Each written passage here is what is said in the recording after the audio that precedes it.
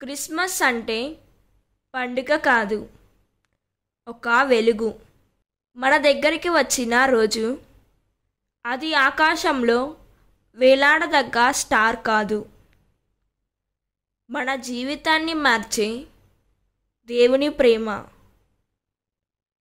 Christmas అంటే చాలామందికి స్టార్లు, లైట్లు, కేకులు, సెలవులు.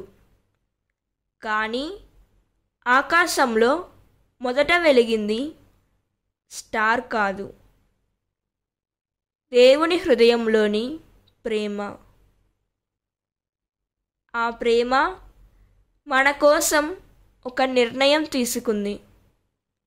ఆ నిర్ణయం ఏమిటంటే, ఎవరూ చీకటిలో మగ్గిపోకుండా ఉండాలి, ఎవరు పాపం భారం మోసుకుంటూ జీవించకూడదు, ఎవరు ప్రేమ కోసం తలుపులు తట్టుకుంటూ తిరగకూడదు. అందుకే దేవుడు మన మధ్యకు దిగివచ్చారు.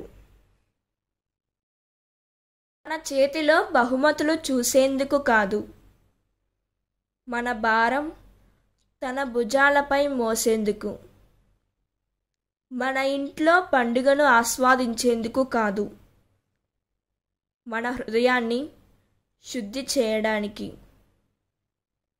క్రీస్తు పుట్టాడు, మనం నక్షత్రాలు వేలాడదీయడానికి కాదు, మనమే వెలుగై నిలవటానికి. క్రీస్తు పుట్టాడు, మనం పాటలు పాడేందుకు కాదు, మనమే ప్రేమగా మారటానికి. ఈ డిసెంబర్ 25 రాకముందే మన హృదయ తలుపులు సిద్ధం చేసుకుందాం.